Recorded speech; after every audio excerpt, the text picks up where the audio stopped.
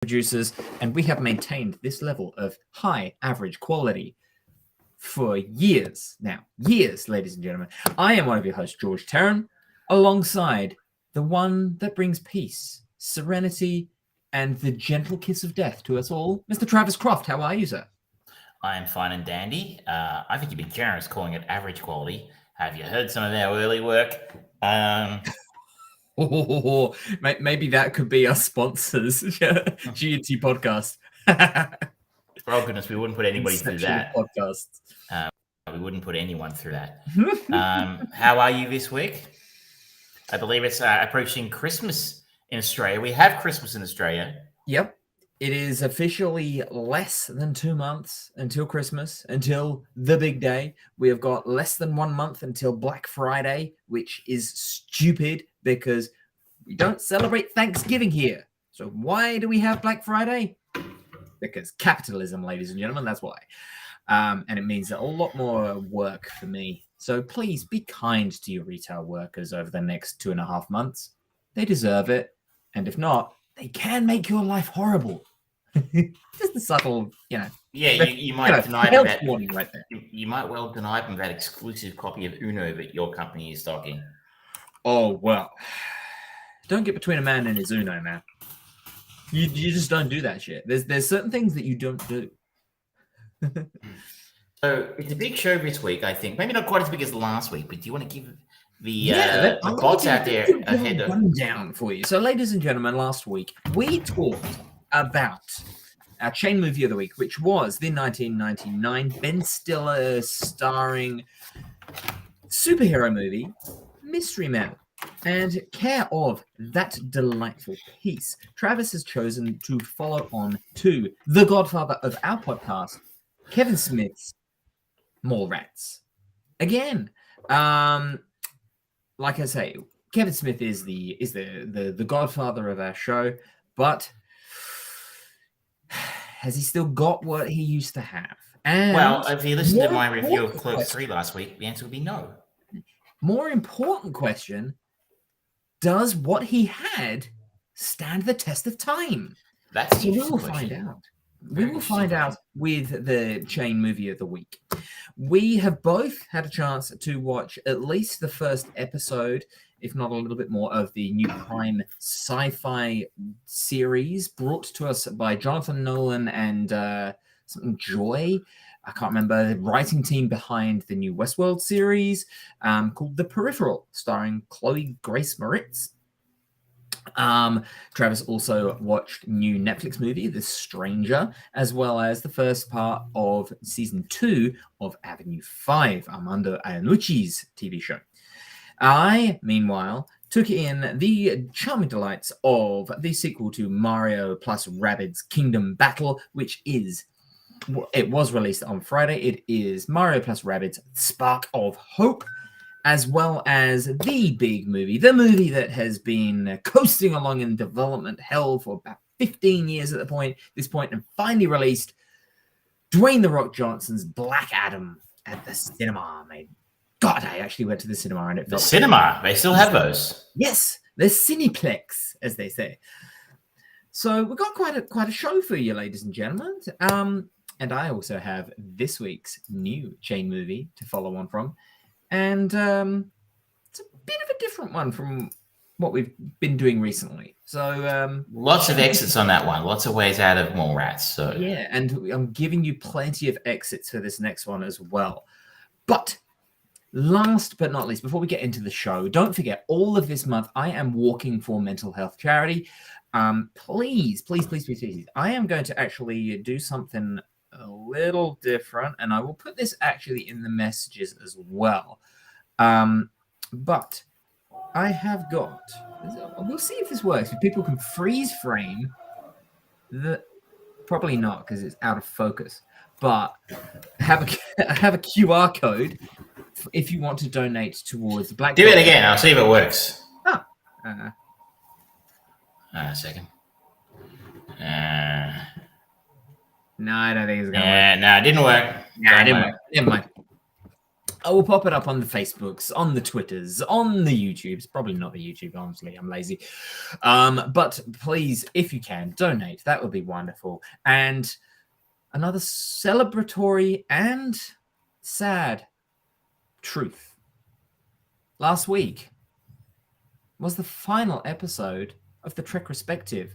That's right. Hashtag Save Michelle succeeded. She survived. She lives to fight another day. But the Trek Respective is no more. Alas, for those who loved it, we but saw it passing by. Yeah. It's like ships in the night of a starry sky. We have been, I don't know, I mean, there have been other ideas bouncing around about potential replacements. Michelle and I have been in conversation. The real question is, what other series? There are very few series of films which would have anywhere near as many films as Trek. So, other than maybe James Bond would have more. James Bond definitely would have more. I mean, the other one that you could do, we did bandy around the idea of wrestlers in legitimate movies. You could do the Hulk Movie Mania. The Wrestlerspective. Wrestlerspective. I might broach that idea with Michelle tonight after the show and see what she thinks.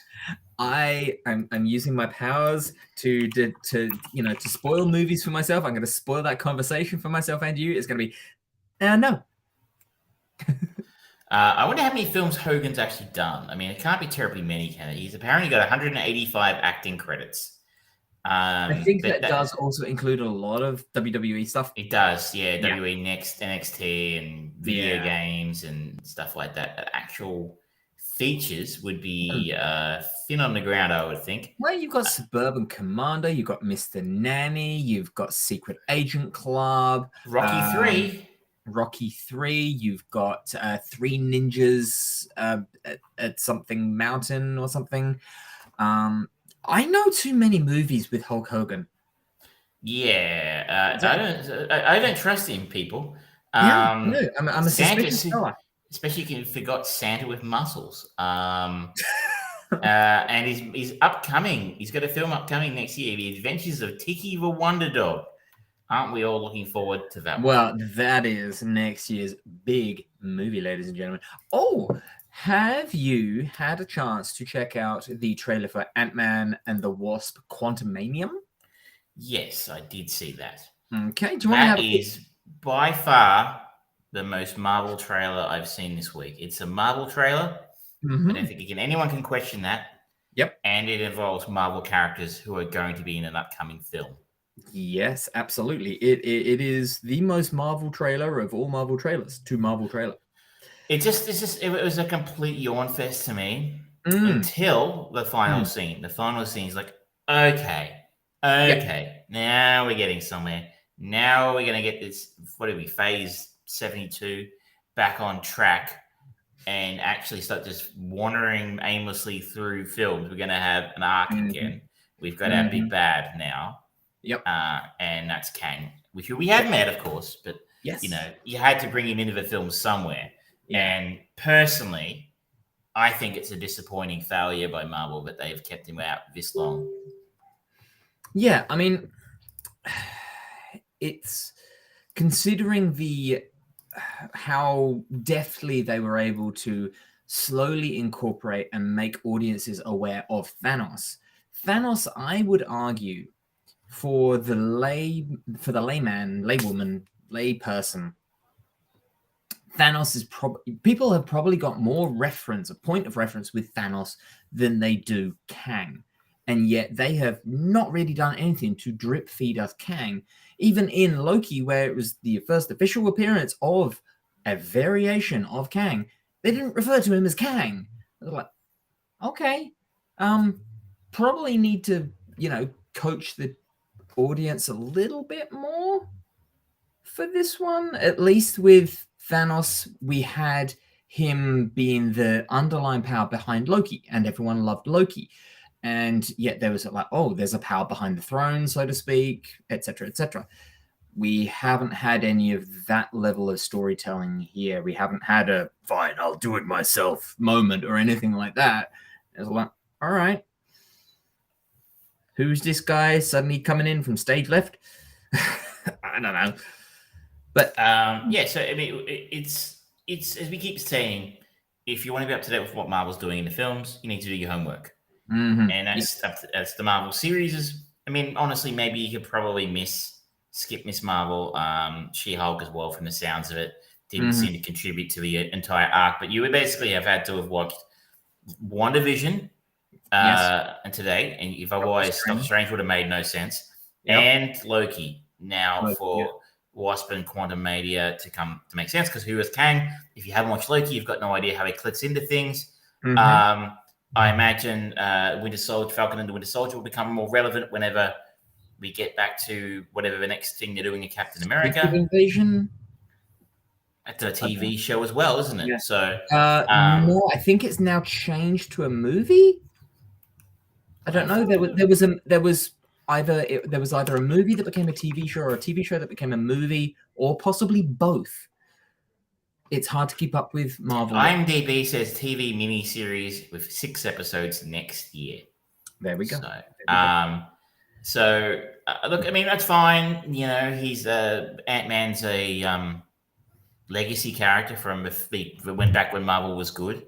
They haven't successfully introduced a new hero subsequently, in my opinion. Someone might say Captain Marvel. Obviously, my opinion differs on that one. It could still be good. Thor was a legacy character, and they shat the bed with that one. So what can we do? But look forward to it. To be fair, Ant-Man has, this is his third standalone movie, and the quality has retained. It's not been fantastic or anything like that, but it's been solid. The first 2 movies were both solid, especially the first one after Edgar Wright leaving and the production problems that they had with that. It was impressive that they were able to get as good as they did. And then Ant-Man and the Wasp came out, and it's like, okay, it's still a solid film. It's still engaging. So it's got more of a track record of general stability of franchise compared to Thor. Well, we really only had the one, but it sold higher than Ant-Man ever did with Ragnarok. But it was apparently that was the blip, if you're no pun intended. So look, it's fine. We're going to see it anyway. I haven't quite driven me off the films just yet. But the TV shows, yes. The industry changing thing, the announcement that James Gunn is going to be co-heading DC films going forwards. And this news comes out on the same day that the trailer for Guardians of the Galaxy Christmas special trailer came out. And it looks exactly what it's trying to be, which is cheesy James Gunn fun interlude between Guardians of the Galaxy movies. But interesting that I guess there was such a positive partnership when James Gunn came over and made the Suicide Squad and Peacemaker TV show. They went, yeah, we trust this guy, and yeah, I would.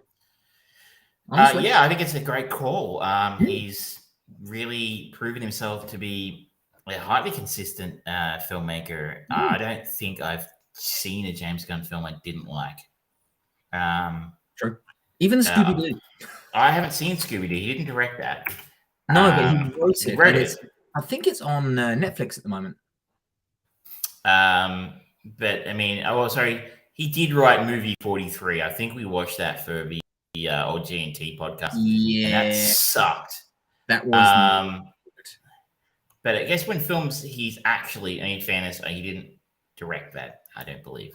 No, he directed the segment of it. Sorry, James. That's on your fucking resume, mate. What can I say?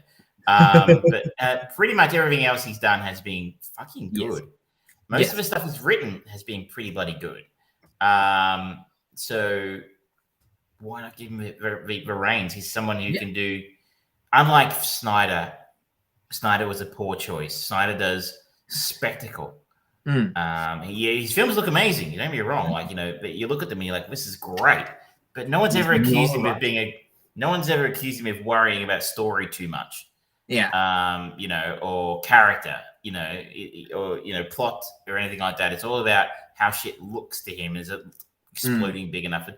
I'm not necessarily a hater. I like some of his work, but he was not the man. You wanted to build a universe and set a course. Yeah, James Gunn may well be. Yeah, he could be that oddball choice to actually be able to bring the elements that do work across the DC movies. He may be able to salvage stuff, but at the same time, if not, the Suicide Squad very clearly showed that if he doesn't see a future in a character, he'll happily just kill them off in the most entertaining way, and you will love seeing them die. So there's some exclusion to that rule. He can't do it to the big 3 or 4, can he? So he can't just go, I'm killing off the Flash because Ezra Miller's a fuckwit. Because considering the trouble with Ezra Miller, they could just go, I mean, it's all up in the air with the whole fucking thing. They could just go, you know what, James, your first job is write Crisis of Infinite Earths and hire us some good actors that aren't going to cost us a fortune. Write it so that we can keep Black Adam, The Rock in it. We can keep Henry Cavill, people like him. We can do what we like with these guys coming in for Batman and for Wonder Woman and for Aquaman and all of that. But kill off whoever else you need, but set up the new one in this. And he'll probably go, yeah, all right. Give me 3 movies to do it, or give me a TV show to do it. I'll do it. You know what? I mean, this is a long-held fantasy of mine. I mean, James, if you're watching, he's a regular contributor to the show, fan. Yeah. Silent partner. If I were, my first phone call, if I were the head of, because I mean, maybe Snyder made the mistake of thinking he has to do it all himself. He came in, he directed Superman. He directed Dawn of Justice. Kevin Feige doesn't direct shit, right? This is making James Gunn the Kevin Feige of the DC universe for now. Exactly. Now, the weird thing here is he's capable of writing and directing himself. I don't think Kevin Feige gets writing credits. He's more of a producer. Yeah. But what I would like to see James do is pick up the phone and call George Miller and go, how would you feel about resurrecting that Justice League project? Some casting issues with that now. What with Armie? No. You have to recast it. Obviously, we do not cast. We're not casting Armie Hammer as anybody. And you're right. Like you've got to keep Momoa because he made money last time, and he's a big star. Yep. People for some bizarre reason like Henry Cavill. The man's had his personality surgically removed at birth, but okay. He's got a nice chest, so good luck to him. And the ladies like Henry. I'm not a fan of Henry Cavill. So you got to keep him. You're probably keeping Gal Gadot as Wonder Woman, which is fine. I don't think we lost a lot when Megan Gale was cast as Wonder Woman. She's not an actor. True. So maybe you need to work those guys in somehow, those established stars. But Pattinson's Batman in this universe? Don't know. Is Affleck coming back? Don't know. So there's still a lot of space in there for him to maybe recast some of those roles. He also had Anton Yelchin as the Flash. That didn't work out too well for anybody. So, he would have been a really good Flash. I never saw him do a movie without the Russian accent, so I don't know. He was in a movie I think it was by Stephen Sommers called Odd Thomas, which is I think it might be based on a Dean Koontz book or something. I don't know, but it was actually all right.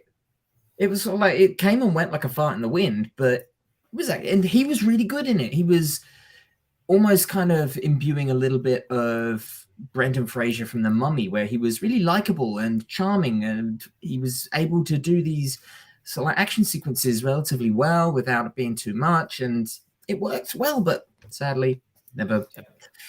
That was a sad story. You'd obviously have to recast probably most, if not all, of the roles he had. You're not going to get most of those guys back again.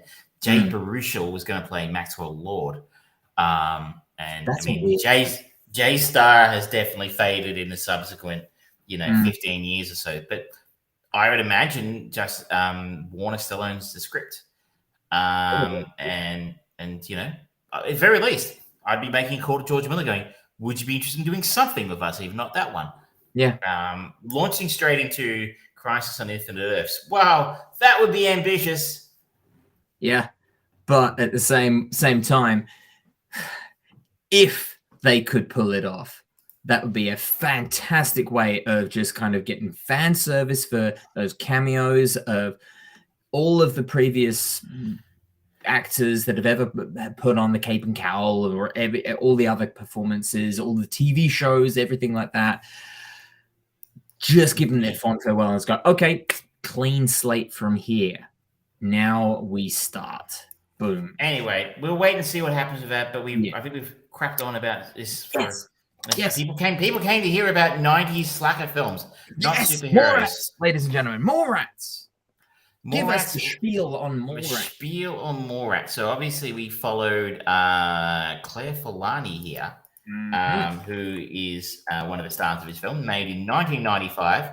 This is the second directorial outing from Kevin Smith. It's the follow-up to Clerks. He wrote and directed this, starring the great Shannon Doherty before was at the peak of her fame. Jeremy London at the peak of his fame. Jason Lee, Claire Forlani, Joey Lauren Adams, Ben Affleck at the absolute start of his journey to the top. Jason Mewes, of course, Ethan Suplee, the great Stan Lee, and an incredible turn by Michael Rooker. Again, but well before he was famous. So what is Mallrats about? Both dumped by their girlfriends, two best friends seek refuge in the local mall. That's a very brief synopsis. Brody Bruce, a Sega and comic book obsessed college student, and his best friend T.S. Quint are both dumped by their girlfriends on the same day. And to deal with their loss, they both go to the local mall. Along the way, meet up with some friends, including William, a guy who stares at magic eye pictures, desperately trying to see the hidden image, Gwen, one of T.S.'s ex-girlfriends, and Jay and Silent Bob of Clerks fame. Eventually, they try to decide to win back their significant others and take care of their respective nemesis. T.S.'s girlfriend's father and a store clerk who hates the two for not having any shopping agenda. That's great. Shopping. So we have Jeremy London, who's playing T.S. Quint, and Jason Lee playing Brody. The names are obviously nods to Jaws. Brody is your basically Kevin Smith. Stoner, slacker, collects comic books. His comic book collection in the film was Kevin's. That's right. Wakes up in the morning at 9:30 and tells his girlfriend, let's go back to sleep, only to pick up a Sega controller to pick up the game where he was at last night, while he's in bed next to 1995 Shannon Doherty. Not saying the man should be questioning his sexuality, just saying there are options out there, Jason. But, oh my God, I had a bit of a crush on Shannon Doherty back in the 90s. Jeremy London gets dumped by his girlfriend after shenanigans ensue after he, dressed as a Civil War reenactor or something, accidentally shoots at the local mayor. I should note, I saw the extended edition, so you're looking confused. That may not have been. That was not in the version that I watched. Yes, I was finding myself going, hang on a second. I don't remember this stuff, but yes, it was I watched the extended edition, which has a scene at the start where Claire Forlani's Brandy is doing some astronomy work with a telescope on top of a building. TS turns up dressed as like an old-time soldier with a fake rifle, which somehow fires and gets it caught in her hair after they have an argument. He wants her to go on holiday with him to Florida. She's agreed to help out her dad and be a contestant on his TV show. Her dad is this event trying to suck up to a local politician, and TS ruins it by accidentally discharging his gun while he's got the gun caught in his girlfriend's hair, and the politician's bodyguard thinks she's being shot at, and so it's a whole thing. That, if you're like me and you've never seen that before, it's actually kind of makes the film better in a sense. Like a lot of what happens afterwards makes a lot more sense with that scene inserted. Okay. Because that's when we meet Svenig as well, which is played by Michael Rooker, who is Brandy's dad, who is a local TV host who plays hosts a game show, which is basically the dating game. Basically, yeah. Now, the first thing I noticed after that, after realizing, hang on a second, I didn't. Do you ever download movies back in the day and it wasn't what it said in the box? Yep. I reckon I was downloading The Predator. It was the porn movie Deep Throat. I reckon I downloaded White Chicks about 4 times disguised as other films back in the day, and I never watched it. Oh no, that's worse than downloading Deep Throat. Big time.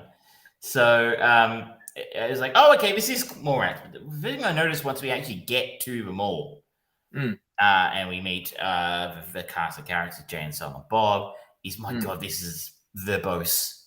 This is incredibly verbose. That kind of dialogue that he doesn't do that dialogue anymore, like that kind of conversational dialogue between people where they would use ultra long sentences and use very complicated ways of describing things. I reckon that was a thing in the 90s. It has gone away, and I think we're richer for it. But the very verbose dialogue instantly punched me in the gut. I'm like, oh wow, yes, I remember when Kevin used to do this. He was quite economic with the dialogue, I think, in Clerks, because he had to be, and he had a budget this time, and he was prepared to use it. And then add to that all the superhero references, and you're like, oh, okay, yes, that's right. Star Wars references, superhero references. This is late 90s or mid 90s Kevin Smith to a T. Yep, and that made me think actually.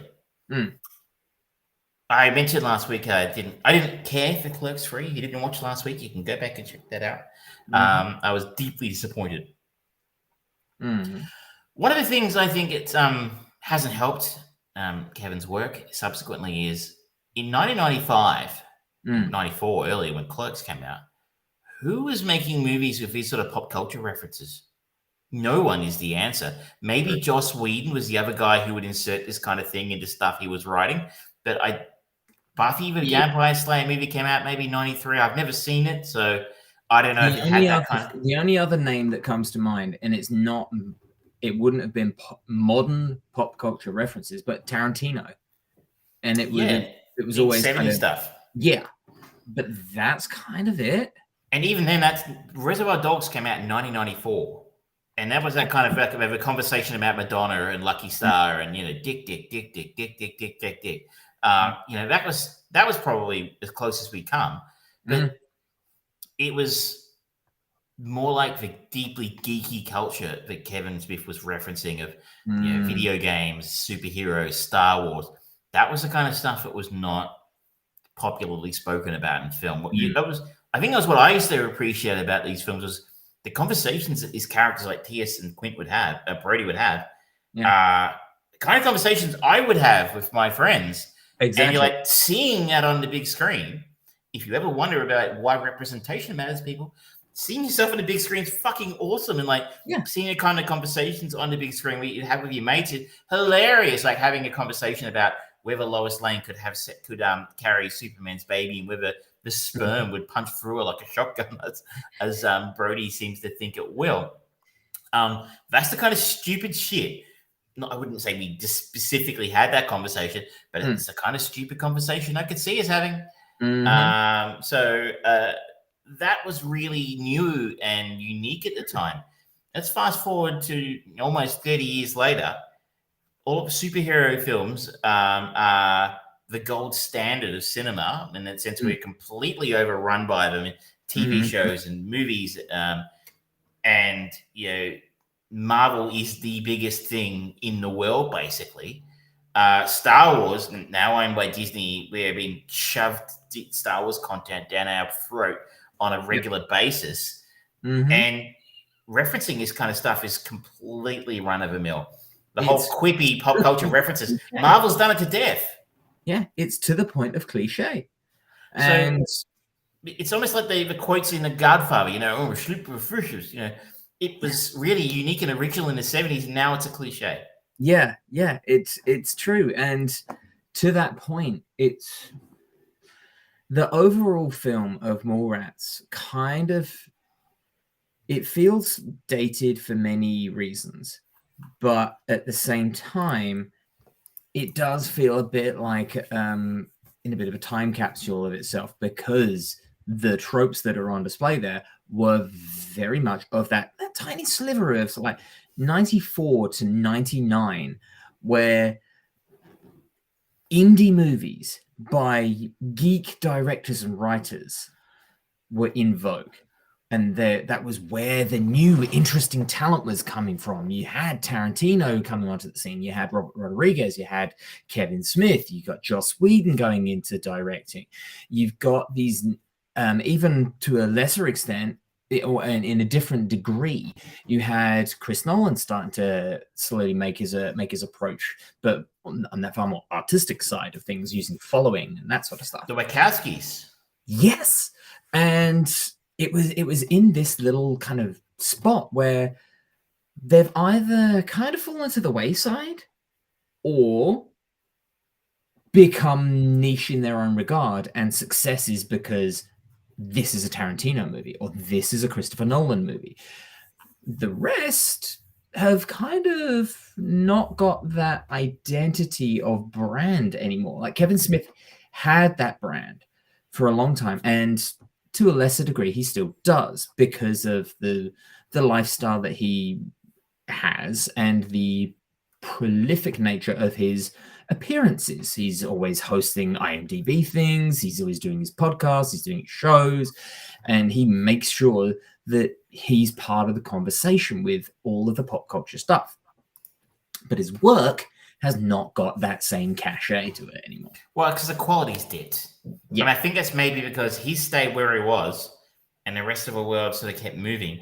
Yeah. And a movie full of pop culture quips and Star Wars references in the mid-90s, kick goals, really hit the nail on the head for what people wanted. Now we can get it anywhere. Yeah. You know, like, and it's kind of been done.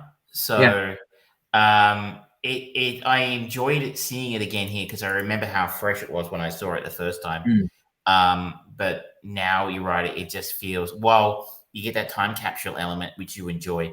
The rest of it's kind of like, oh, okay. A film about the sex life of superheroes. Yeah. Actually, that's probably something that could be possibly done, you know, like shit. Yeah. Well, they did do that. Bryan Singer had Lois Lane have Superman's kid. So, you know, there's your answer, Brody. They even had, it was the inciting joke for the Will Smith Hancock movie. That movie was originally called Tonight He Comes. And that's a pun on him having superpowered sperm. And there's a bit in the movie where it just shoots out the top of his caravan. It's there. These things have been done. We've seen them now. So that said, I felt like I'm really sticking the boots into this. Yeah, I kind of enjoyed part of this film. Yeah. I think the version you would have seen was 134 minutes, I'm guessing. Yes. The version I saw, the anniversary edition, runs 2 hours and 2 minutes. So isn't this professional of us that we watch different versions? We probably should have. I didn't realize it until I didn't even know that there was a Smith cut. Yeah, a 10th anniversary extended edition it was. There we go. So let me just say, remember I mentioned that early opening scene kind of helps in some senses. The 2 hours is way too much for this film. It really sags in the first half. The second half, I feel it really picks up and actually does start to get some laughs out of me. When TS is working to try and win back Brandy, despite the fact that Brandy is going on to a dating show, game show. How they manage to do it is quite funny. Their behavior in the show is quite funny. And when the film kind of moves around, having two protagonists is a bit iffy. It doesn't really quite work. Whose story are we really interested in here? The film kind of seems to realize halfway through and spends a lot more time on Brody, because Jason Lee, I think he probably should have been the breakout star of this film, but I don't think he was. Well, I mean, he kind of was. I mean, his star is definitely faded now, but you know, like He was in a bunch of things. He is our link for the chain movie this week. There were a bunch of things where he came in, and one of his most enjoyable roles was him as the voice of Syndrome in The Incredibles. I didn't even realize that. I mean, he's certainly the most famous, probably because of his TV work, where he was in My Name is Earl for a number of years. And he's done a lot of Kevin Smith's other films, including Chasing Amy and Dogma, and Jay and Silent Bob Strike Back. He was in Almost Famous and a few other things. But, I mean, that's a good 5 years after this. So his career kind of went on a steady ascent.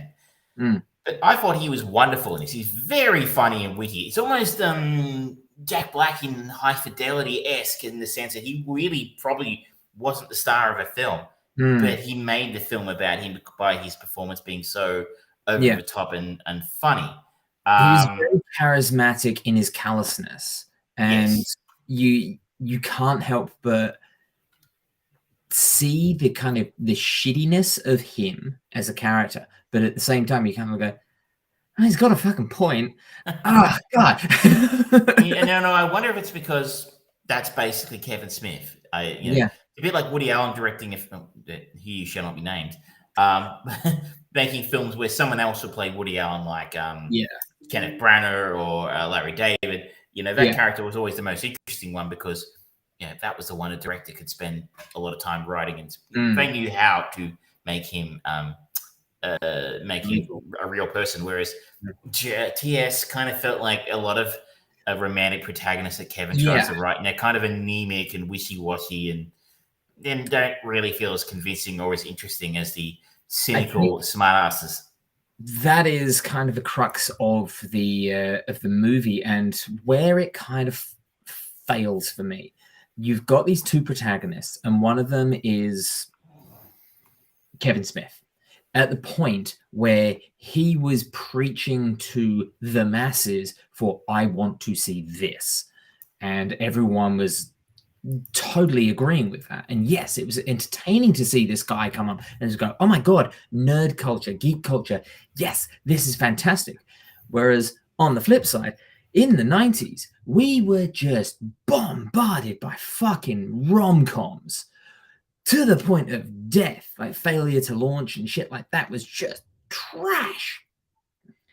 And you've got TS and Brody doing that. And the movie kind of tries to marry the two together by having this, it feels like an odd friendship between Brody and TS. You kind of go, all right, these two, yes, they're friends, but I don't quite get how or why.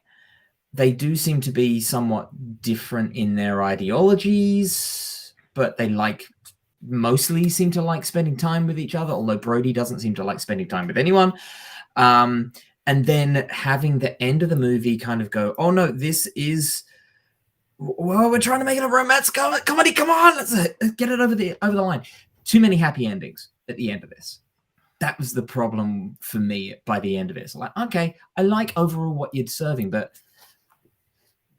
too many happy endings. Yeah, and I wonder how they're going to deal with that in the sequel. So one of the reasons I thought this might be worth a look is we're getting a sequel, Twilight of the Mallrats, and we have the postscript.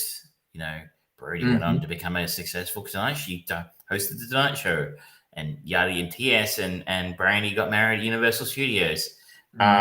Look, there's a possibility there. This could be, again, something interesting. If we deal with the fact that 30-ish years have passed, and I would be looking forward to a fairly cynical, because there's some cynical characters in this, a retelling of what 30 years can do to someone. Like, how many people do you know, a listener, or you and I know, who started life one way in their mid-20s, and you skip forward 20 years, and they're like, you took a wrong turn at Albuquerque somewhere, my friend. Wouldn't that be an interesting story to tell? Like Jason Lee's, like Kanye West unemployed and tweeting anti-Semitic shit or something like that. And TS and Brandy have long since gone separate ways, but they share a kid and they hate each other. I mean, okay, maybe that doesn't sound like fodder for comedy, but something a little bit less saccharine would be nice. Yes. I I kind of am nervous that it's gonna be the current Kevin Smith thing, where like the social commentary that he was trying to have in Clerks 2 with Dante. I think it was Dante, yeah? Yes. Deciding whether he wants to go with the very serious marriage, relationship, life, wear a suit to work and all of that stuff, or go with Rosario Dawson, who's more fun and natural, and this is the way the life should be, kind of thing. That very opposite ends of the spectrum, kind of Hollywood simplification of something. They kind of got it right overall, but Kevin has proven that he's not great at doing a full movie about that. And so the realist in me would kind of go, yep, TS and Brandy probably divorced. I don't want to, and Brody and what's her face? Renee, thank you.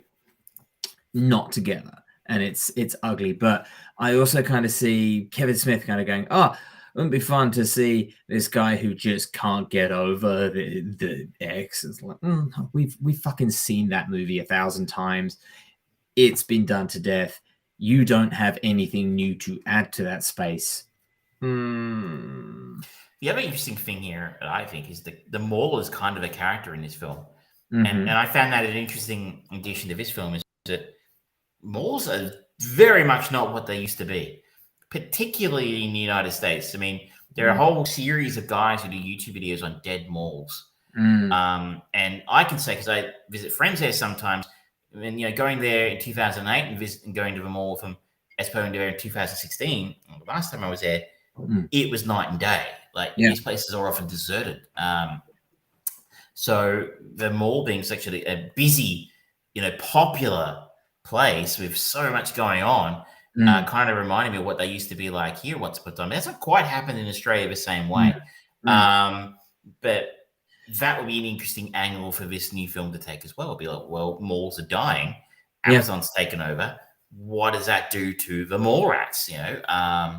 I would actually kind of like to, with that idea of the mall being a character, I would like to kind of go, all right, both of these guys, they've maintained a friendship, but it's tenuous at best, because for each of them, they're a memory of a better time. And they're kind of like one of them is literally working in like the dive mall that they go to, the three-nippled fortune. That's where they've ended up. And Jason Lee's character is there because it's the cheapest place that his very faded star can get paid to open up a new discount shop or something like that. And it's just that would be more interesting. Yes, I think I would with you though that we're going to get something interesting. We're going to get well, if Clerks 3 is any guide, it's just going to be member berries and nostalgia. And remember this? You remember when they did this? There's a lot they won't be able to do in the sequel because the politics of this film, it is not good. They are very messy. Very, very uncomfortable. You mentioned the topless fortune teller.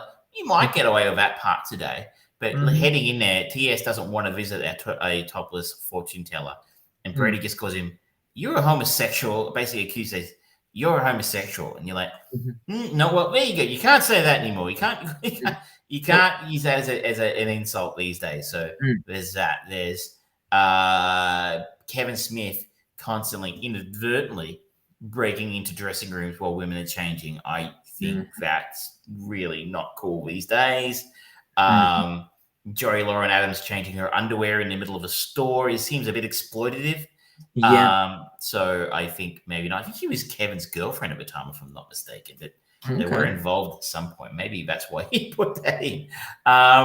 The young girl, Trisha, I think it is, who is a 15-year-old. Yep. This 15-year-old who's basically insinuated that she had sex with Ben Affleck's character Shannon, who we aren't told how old he is, but he seems like an adult. Yeah. And worse than that, at the end of the film, Jay and Silent Bob's nemesis is the small security guard. What's the guy's name? LaFoy? Hang on. Either way, he has a very unusual name. LaFours. Yes. Is a small security guard, and they distract him while they take over the game show by having Trisha sleep with him. Now, it's noted that Trisha sleeps with people as part of a psychological experiment or something, and she's doing research for a book. That's not in the version that I saw. You sure? There's Yeah. a whole bit where she talks about coding the research in the book. I'm sure that was in the original. No. She doesn't talk about her book? She talks about her book, but she doesn't sleep with the mall guard. Oh, okay. Well, there we go. Another change that was in the extended edition. So it's insinuated. It's not even insinuated that you said to distract him? Nope. And for me, the thing that's actually worse than that is the fact that it has successfully gathered a publishing deal for this book. It's like, she's underage, she's having sex, and someone's going, yes, we'll pay you for this. It's such a twisted. Well, that's twisted, and it gets worse in the extended edition, then, because they don't just insinuate that Trish sleep with LaFours to distract him. She seduces him, and there is a scene at the end of the film, towards the end of the film, where they are in a dumpster or something, and LaFours stands up, and it's insinuated he's naked in there with her. And I think I don't know if it was in the original version or just the extended edition I did, one of the postscript scenes insinuated they was together. And you're like, now there's no question in anyone's mind that LaFours' character is very much an adult. Yes. So the insinuation that he was very direct indication he was sleeping with a 15-year-old girl is really gross, and actually kind of made me feel a little bit dirty just watching it go, I don't know what, that wasn't okay in the 90s, was it? No, that was never okay. Never. So the politics of this film really, really dated, and it really shows up. And it's interesting. I know we're not watching Chasing Amy next, but I suspect if we watch Chasing Amy, it would be just as bad. Yeah. And I remember really liking Chasing Amy back in the day, but I suspect it maybe doesn't hold up for that reason as well. Yeah. The sexual politics and the way that characters address each other, probably not okay by today's standards. Sorry. I want to highlight two bits that I really did overall enjoy. First of all, it's Ethan Suplee as Willem. Yes. And just how dejected he goes throughout that whole thing, and just is his evolution of story through minimal dialogue, and just him just every time being cranked up a notch, and just like, why can't I see the boat?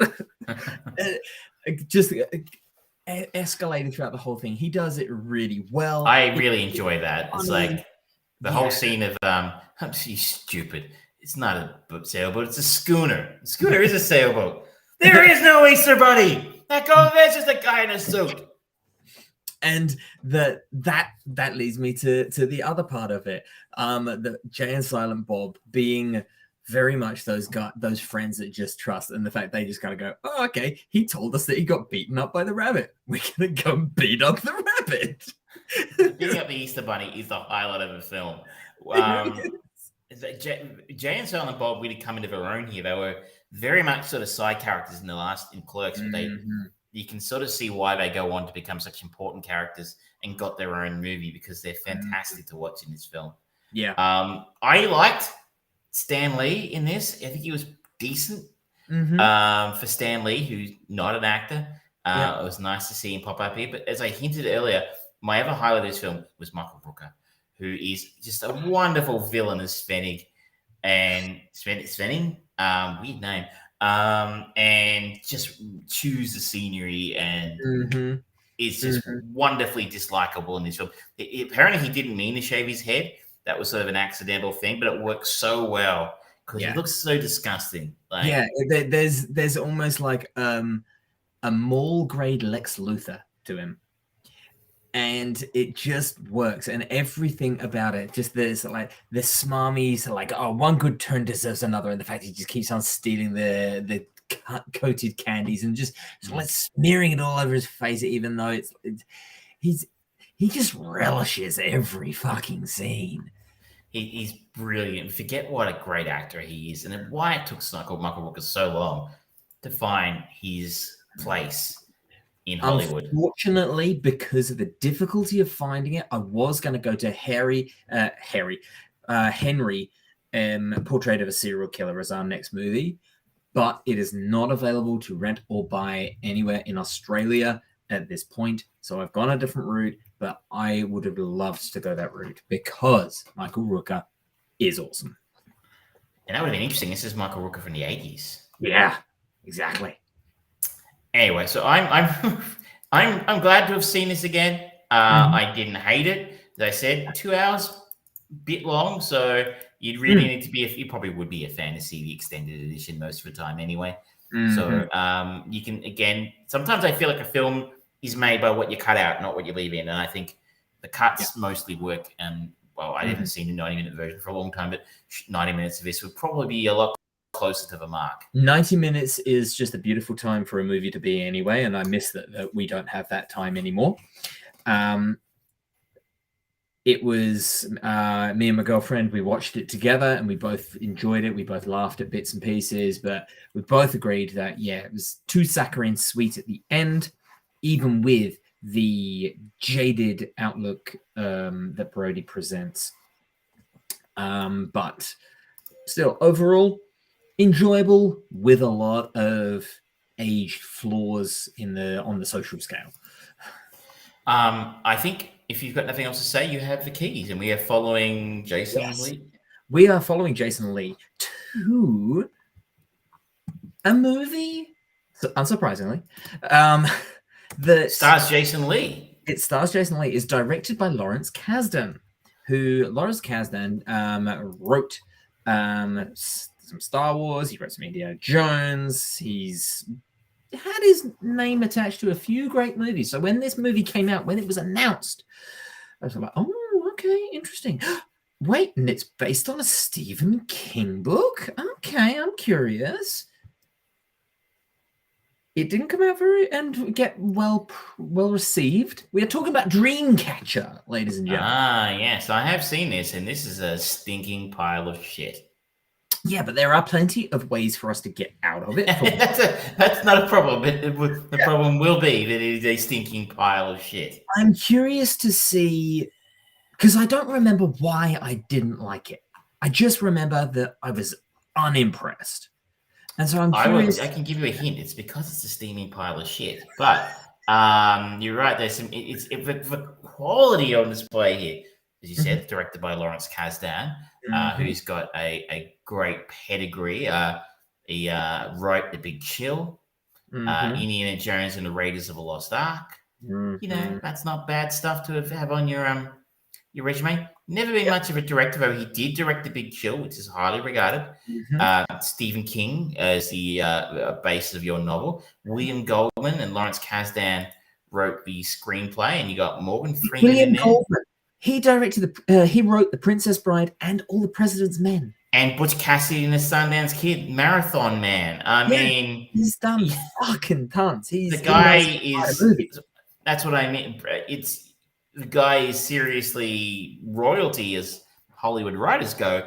And yet, this is what came out. So it will be interesting to go back and see if it's any better all these years later. This is available to stream on Stan in Australia.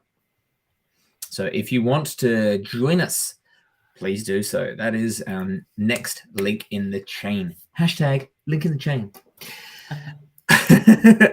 Is it time for our commercial break before we get on to more modern content? Let's do this. Let's go. What is who are our sponsors?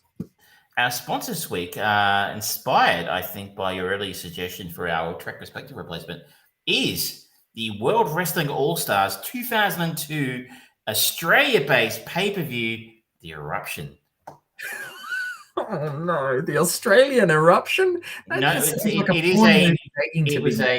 was a pay-per-view made with has-beens and former WCW talent, but it was put together by an Australian promoter named Andrew McManus. And they shot 2 pay-per-views here in Australia, one in Las Vegas. Didn't go very well. If you watch the whole of this, you'd understand why. But I believe this is the one I was at, and I can't guarantee it. But if it is, see if you can spot Travis in the audience. More than that, one of the main problems was the ring announcer didn't even get the name of the promotion right.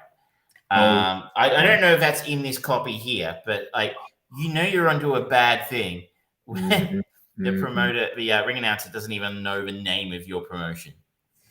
All right. Well, this is don't forget at checkout, use hashtag no discount at checkout. They were selling the DVDs on the night, so it would have been good to get no discount. Maybe.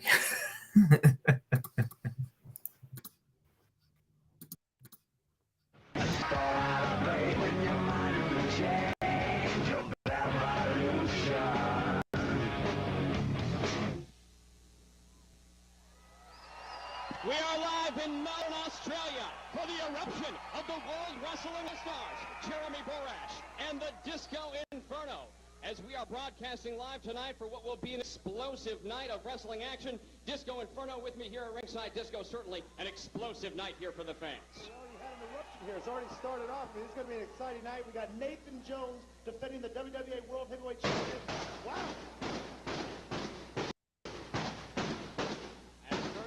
The eruption tonight for the World Wrestling All-Stars. And we are looking forward to seeing that. And, of course, so many matches on hand here tonight for the fans of the World Wrestling All-Stars. Jeremy Borash and the Disco Inferno here at ringside. And certainly tonight we're also going to crown a brand new International Cruiserweight Champion of the World, as we're going to have a mini tournament. And certainly we're looking forward to seeing what happens when we award a brand... Wait a minute. Pulling up now to the Rod Laver Arena here in Melbourne, Australia.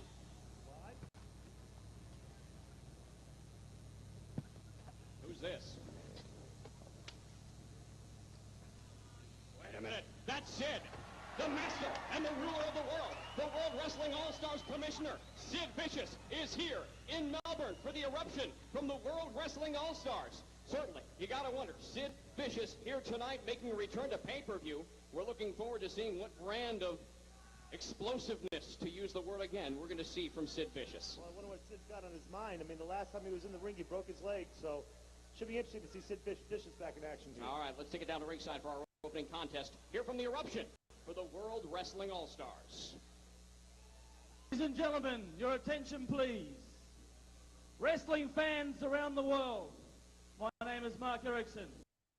Welcome to the Rod Laver Tennis Centre here in Melbourne, Australia.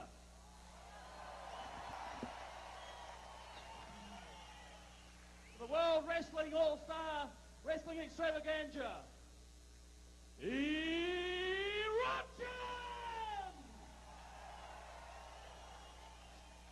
Please welcome your play-by-play announcer. First of all, the voice of World Wrestling All Sports All-Stars Association, Jeremy Borash. He's right here. It's right here.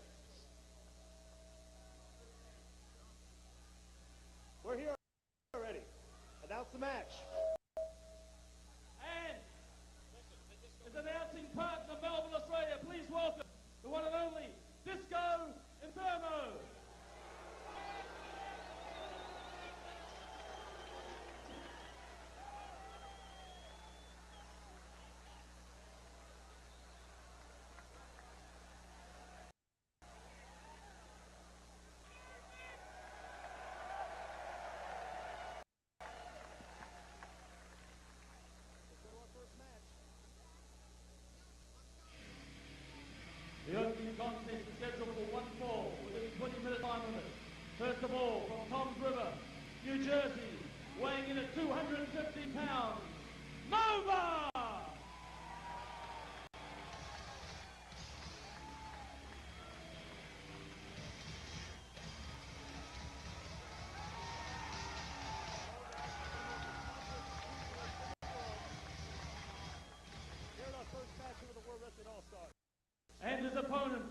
Atlanta, Georgia, weighing in at 214 pounds, AJ Styles.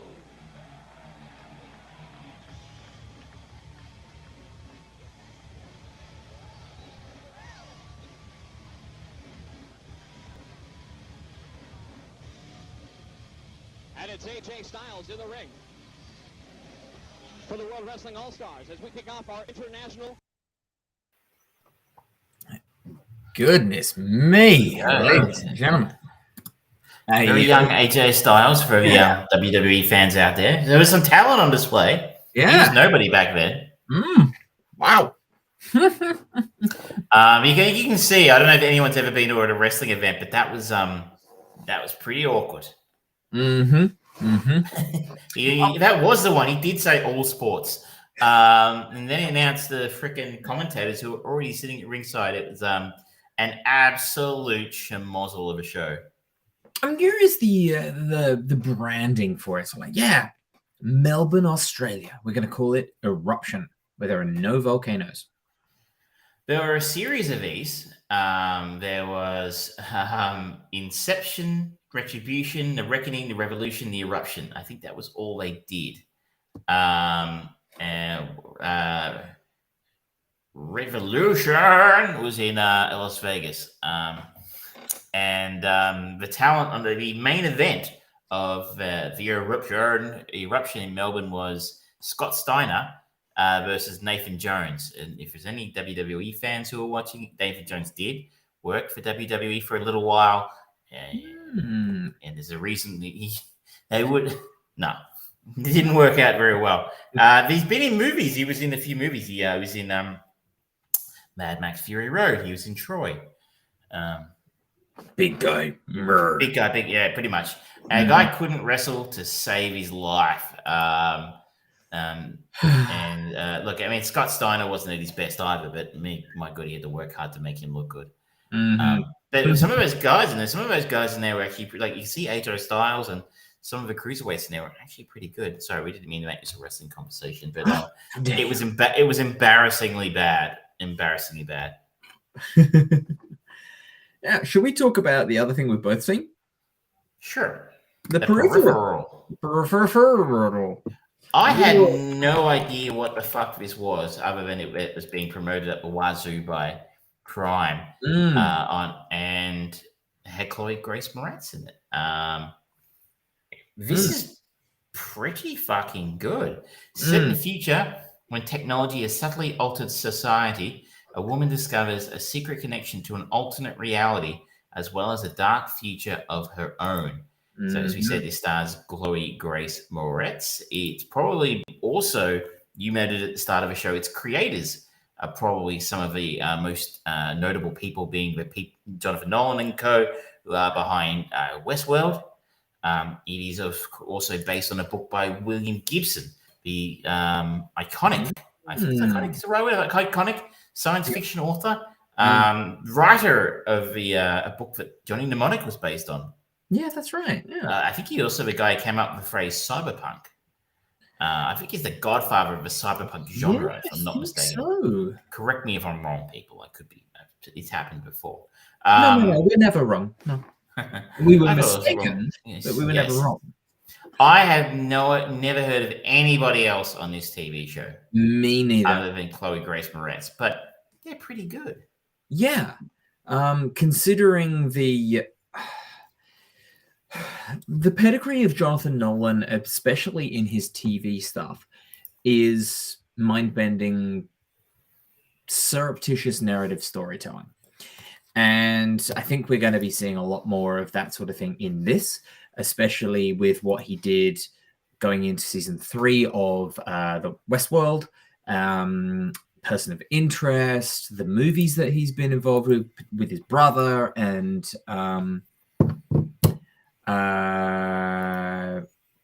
Wally Fisher, I think, was the guy who directed Transcendent, and I think Jonathan Nolan helps with the script treatment or something like that for that one as well. So he likes blending technology and society and reality. Those are the kind of 3 of the things that he likes to do. as a side note, this made me remember a movie that is really interesting for every possible reason. It is a Japanese Polish cross production directed by Mamoru Oshii. Now, Mamoru Oshii is more famous for his animation because he directed Ghost in the Shell, Ghost in the Shell 2, The Skycrawlers. This was his first live action movie called Avalon. And if you can see it, if you can find it somewhere, watch it because it's fucking cool, fucked up. It does things that The Matrix tried to do, but it does them better in some ways. It's a really interesting production. I'm guessing this is the 2001 film, not the 1990 film starring Aidan Quinn. Correct. Yes, it is the 2001 movie.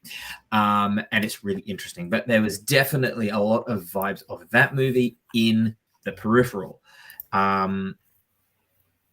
Immediately we are first shown a scene from like 2099 or right on the second half of the 2000th millennium, and then it flashes back to like 2036 or something like that. So we are looking at a borderline generational thing and a legacy storytelling archetype here, and cause and effect of science fiction. You see Chloe Grace Moretz character, Flynn Fisher, and her brother Burton look after their mother, who needs to have a specific pill because of pain management for some reason or another. But there's subtle improvements on technology that we're seeing, as well as some kind of augmentation, particularly on Burton, that we've seen that apparently has some side effects of pain management requirements. There's the ideas of like a little bit Johnny Mnemonic of the Visor and Ready Player One kind of thing going on where they go into these games. But Burton Fisher is the lesser player of this world, and Flynn often takes over because there seems to be some kind of sexual or sexism on who actually runs this character. And I'm sorry, are you accusing gamers of being sexist towards women? I mean, yes, I just said it. I mean, what happens in the next 10 years that possibly could lead to a world where that happens? Look, unbelievable. Sometimes you have to take these leaps of reality, and this is what counts, you know. But Flynn is definitely the better of the players, and because of this notoriety, and it's noted in the start, she's one of very few people to get to like a level 107 in this game. They get offered a job with this new peripheral.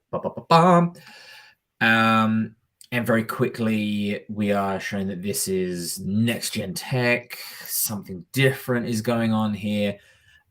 But then it very quickly kind of starts getting really twisted and weird and unusual. And Jonathan Nolan must be a gamer, considering the storytelling that he was doing in Westworld from season 1 to season 2 to season 3, and the evolution outside of the programmed route of AI and things like that. And the way that he builds these worlds, he must be a fucking gamer, because you the first time that Chloe puts on the peripheral, we see she takes over the avatar of their character, and it's just this world, and you see little nods to things like the navigation. It's just some arrows on the road that's like, oh yeah, that's a fucking heads up display, and all the things like that, and you just kind of go, yeah, that'd be cool, and give me that to Cyberpunk 2 or whatever. That would be really fucking cool. The VR version of that, fucking, that would be amazing. There's a VR version of Cyberpunk. There is? Coming. I believe I believe they're working on it, if I'm not mistaken. That's weird. Still, first-person perspective game where you can't see your own character, and yet you can spend a lot of time working out what your character look like. My bad. Sorry, someone did a mod where you can do that. It wasn't CD Projekt Red. So my bad. You bitch. But yeah, as I say, the story, it's a bit of a slow boiler setting the world up, or the expectations of the world. Very it feels strangely kind of in like the dying slow death of society, where no one seems to be particularly rich in the area that Flynn lives, and it looks almost like a forgotten hick town kind of feel to it, and they've got that little bit of a hick accent to them, but there's nothing real deep south or anything like that. It's just subtle. But then there's like, oh, he's going to a bar to get medication for her mother, and there's little bits of things like looks like a friend who's lost 3 limbs because of a war. There's lots of things that just lead to what this world is, but we don't see any of that yet. But that feeds into that Ready Player One. Yeah. Just to pick you up on a point from earlier about Jonathan Nolan, not only is he directing the Fallout TV show for Prime, which we got our first image of today.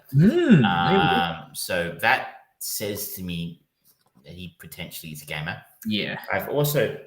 He presented an award at the Game Awards earlier in last year. And there's a story here on IndieWire. Jonathan Nolan and Lisa Joy explain the impact that Pokemon Go and Grand Theft Auto had on Westworld. Okay. I think you're right. Yeah. You're right. The guy is a gamer. I think he's a gamer. Yeah. You're right. This is a world that is not in a good place. No. And it's interesting contrasted to the other reality we see in 2099, which seems less rough, but also less populated. Yes, definitely. That's something. It kind of feels like that. When you go into an open world game and it's not like, oh, it's supposed to be a bustling city. There's 10 people because the computer can't manifest enough people to make it feel like a bustling city. So we're just told that it's a city. And it's nighttime. That's why there aren't as many people. You might have got away with that 15 years ago, but when you see games do it today, and you're like, "Sorry, Grand Theft Auto 5 is 10 years old," and that feels like a real city. Yeah. So if Rockstar did it 10 years ago, and you can't, sorry, off the topic, but I hate when open world games do that. Like, fuck, how hard can it be? I mean, I'm not a game designer, I don't get it, but like, they did it 10 years ago. Okay, of course they're Rockstar. We'll get there first, but you can't figure it out in 10 years. I also really dug this. It was a slow burn, this first episode. I'm just saying it is worth hanging in there for the second episode. Is it really starts to hit its straps? It gets a lot more action focused in the second episode. I think you can guess what it is. You've seen the conclusion of the first episode. I'm not going to spoil it for people if they want to go in and watch it. But what is hinted at, or the way the first episode ends, is resolved in the first 20 minutes of the second episode very, very nicely. Yeah, it's a great sequence. And we get. So you've seen both episodes? I haven't finished episode 2. So you've seen that part. That was a very cool scene. Then we move into perhaps what one might call the exposition phase of the story, as we really start to learn what the sim that is being accessed is really about. I don't think it's a great, Flynn, the sim that Flynn is accessing, what's going on with it. And look, I guarantee you would have picked up what was going on in the first 20 minutes yourself, because that's your superpower. I don't think you needed your superpower to go, okay, it's not a sim. It's this. So not really a sim that she's accessing. But that said, the revelation's handled pretty well. by the end. I don't know if you got that far into the episode or not, but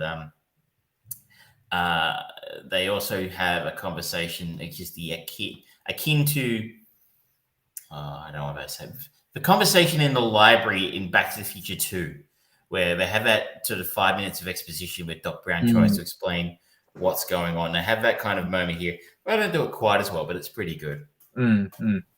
This does definitely, even just the first 25 minutes, 30 minutes that I've watched of episode 2, it does add more weight to my rule of streaming shows. If they release more than one episode at the very start, it's because they've got very different pacings. Lord of the Rings, Rings of Power did it. This has done it where it's like, okay, we are showing you this world in the first episode. It's going to be slow, but we're going to give you the action straight away in episode 2, and you don't even have to wait. Isn't it great? And it's a smart way of doing business. Yeah, it works 9 times out of 10, because most of the time you kind of go, all right, well, I watched one episode, I can watch the second one. That's fine, even if you enjoy. These are long episodes too. They're about over an hour, 1 hour 12 for the first one, 1 hour 5 minutes for the second. That's a long episode. You might expect like a movie length kind of long episode, the first one, but the next one to drop down a bit. But does not appear to be the case. Yeah. Have we got information on how long season 1 is? Like how many episodes? 8. Okay. All right. So the next one premieres on Friday night. So here in Australia anyway. So I think I'll be following this one through. This is more in my wheelhouse than Rings of Power. This is kind of dystopian, mind-bendy science fiction. This is my sweet spot than elves and wizards. So not that I've read any William Gibson. I don't want to give anybody that indication. It's going to be cyber elves. Cyber elves. Well, they could have elves. It's virtual reality. Anything can happen. I mean, the most unrealistic thing in this show is the fact that anybody gives a shit about VR in 10 years. Because, I mean, come on. Ooh. Have you seen the metaverse? Have you seen what Facebook's doing with it? Yes, but that's, no one's taking that seriously. apart from their shareholders. Welcome to the meta. But no, I'm overall really enjoying how this is going. The production value is really solid. The cast are all doing a really good job. They're doing a well enough job. There's a lot of the mystery of this show. I don't think they're really trying to keep a mystery because it seems kind of tropey, but they're telling it in a good way, in a compelling way. They're keeping the story going. They're showing us some interesting characters. And it's amazing what story we will forgive if the character is interesting. And the family dynamic that we are introduced to with the Fishers is interesting. I'm curious about it and where they sit in the world and what the world is around them. So I am very willing to keep going down this rabbit hole and just seeing what's happening. To be fair, I'm one of the people that really loved season 2 of Westworld, and I thought season 3. One. I actually even enjoyed season 3. I just watched 2 episodes into season 2, and I'm not smart enough to watch this show anymore. It's nothing about smarts. Don't bring smarts into anything I do. Jesus. It just went way over my head, and I'm like, I don't fucking know what's going on in this show anymore. Yeah. But so far, I think it's safe for anyone who is concerned about that kind of thing, given that it was the last show that Jonathan and Lisa created. They might very well go into this and go, oh, am I going to be too stupid for this? Or is this going to be just too highbrow for me? No, it's positing some relatively lofty notions, but nothing beyond what anyone is capable of doing or considering. Like most people have now got a point of reference for video games, especially after COVID. I'm going to take a different tack on you. I think that's the plot, having seen the end of episode 2, will put some people off. If your version of science fiction, if you found The Last Jedi a bit confusing because of all the twists and turns and, deep story, like science, if you get Star Wars as science fiction, It's arguable. But if that's more your level of science fiction you enjoy, it's fine. This might be a bit much for you because I think this is going to take. Look, I am familiar enough with Ian Gibson to know this guy doesn't write Dan Brown novels, right? Like this is intellectual, more closer to Asimov, than George Lucas. So I think you can expect some brain bendy stuff. Okay. Now, how they pull it off, I think The Matrix was like that. I think what the genius of the Wachowskis was they found a way to tell that story in a manner in which people could get their heads around it. And I think some of that was some brilliant visual storytelling. I think of the scene of the battery, and the conversation between Neo and in the real world. I don't know if I don't believe that Jonathan Nolan is inclined to do that. I've seen Westworld, and he didn't seem to give much of a shit about whether you understood it or not. It was what it was. So my feeling is, I think I would, with you, definitely give it a go. This is great storytelling in the first 2 episodes. It looks really entertaining. It gets busy eventually. You do need the story to give a minute to get it going. I still found the first episode intriguing. But if you're looking for, some explosions, that takes a while to get there.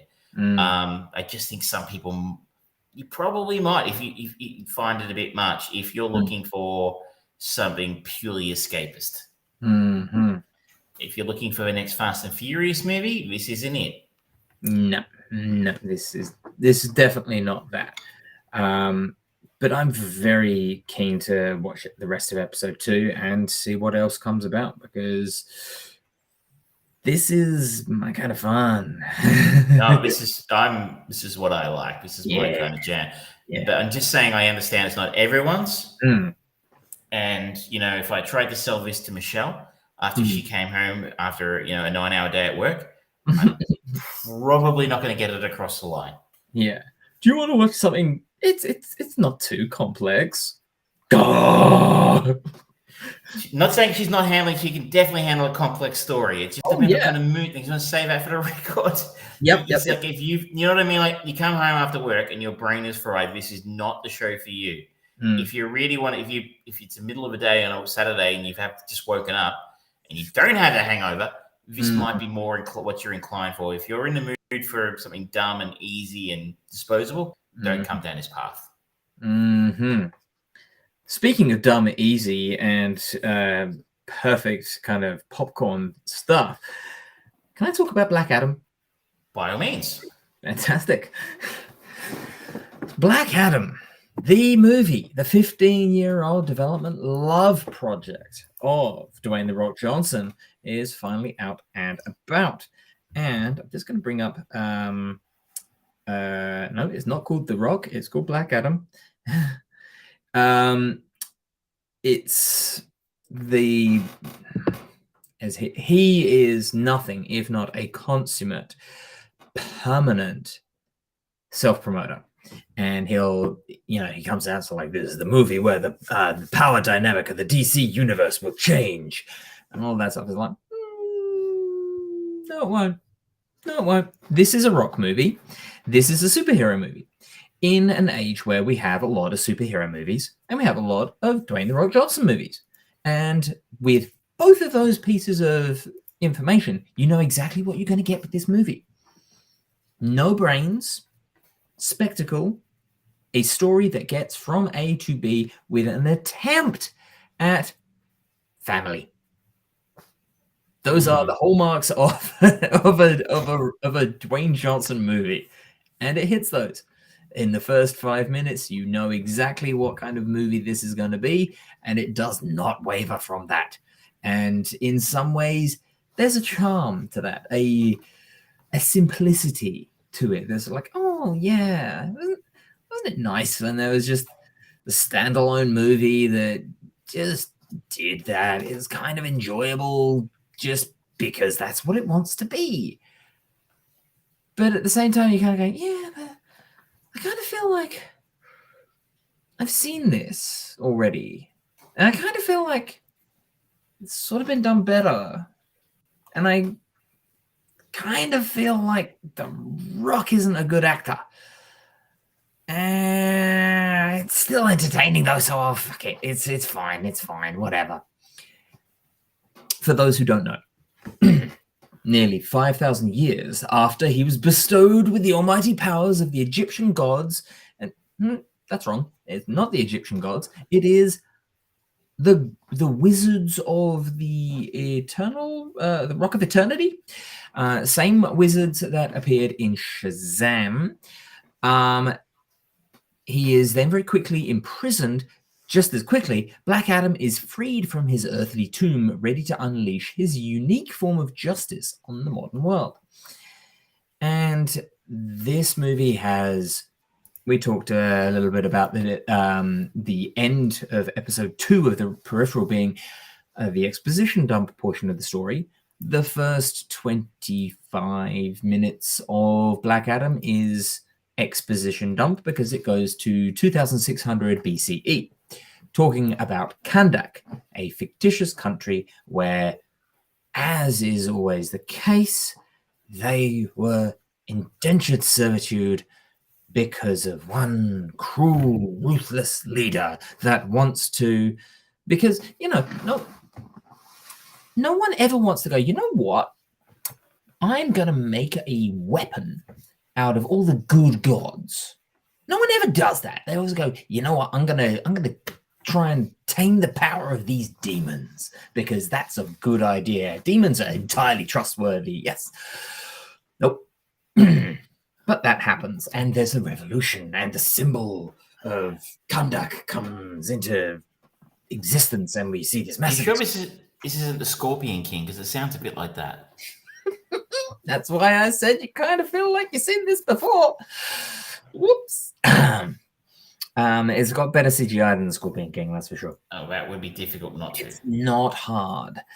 And then it cuts to present day Kandak, where the people of Kandak are still under the militia rule of Intergang, which is a notorious DC Comics persistent villain of the world.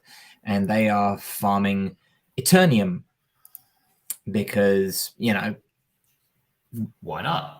Why not? I guess the Bitcoin's lost a lot of value, so you got to mine something.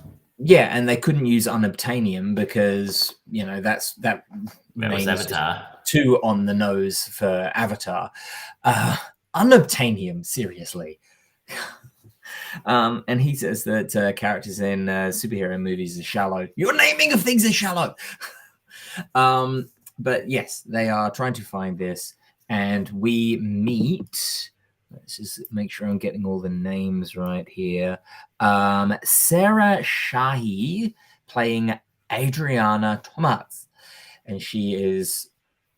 We're never told exactly what she is, but she is a wanted person by Intergang because she seems to know the location of a tomb where a crown that was created 2,600 years ago by pure Eternium and can house and create the power of the 7 demons of the underworld is buried, as well as its guardian protector, the champion of Kandak, who Teth Adam, because, Adam is, the first name that any human ever had, according to certain religious beliefs.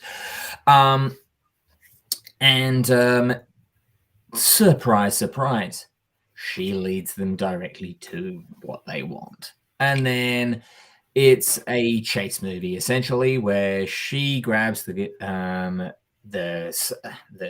crown, and Intergang appears, and it's like, give us the crown, blah, blah, blah, blah, blah. And she wakes the champion, which is Black Adam, as we see, or Teth Adam, as he is referred to, until the end of the movie, where he names himself Black Adam. And he lays waste, and we've seen this in the early footage that came out from Comic-Con 2 years ago or something, where he's just there in a cape and just hovering, just picking bullets out of and just ripping people apart. It's quite a good action sequence, and it does kind of show him as a bull in rage monster of magic. It's kind of cool.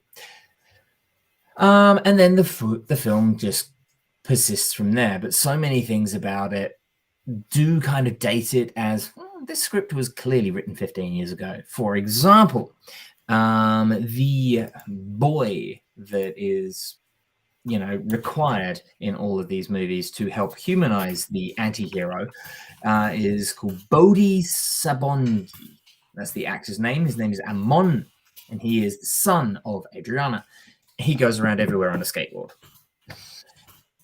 because, military run country where there's plenty of new modern tech for most people. Yeah, skateboards, eternally cool. And he essentially kind of teaches, but loosely teaches Black Adam about the world. Miraculously, Black Adam is able to speak modern Kandakese / English. Just because story needs it. I didn't get that. Shut up. Oh, Siri joins us yet again. Yes, Siri. But because whatever. And after Black Adam's kind of rebirth to the modern world, there's enough destruction that Amanda Waller, Olivia Davis herself, is watching it, and she sends the Justice Society of America to go and rectify this. And apparently they have more information about who this champion really is versus the people of Kandak, because of, a cover-up and all the bad guys. And for that, we have got, playing Hawkman Carter Hall, we've got Aldous Hodge, who does quite a good job, actually. He's kind of good. He's a bit of a shit, and that's what Hawkman is. We've got the eternal Pierce Brosnan playing Dr. Fate, Kent Nelson. We've got Noah Centino, who plays Atom Smasher. And we've got Quintessa Swindell, who plays Cyclone, who I've never heard of before in my life. And they are sent to neutralize and stop Black Adam from disrupting global justice and global stability. And rightly so. Adriana kind of chastises them, and it says, like, what we've been run by Intergang for years, and no one in the world has ever come to help. Now we have our own champion, and suddenly you want to arrest him. What the fuck's going on there? Like, that's a good point.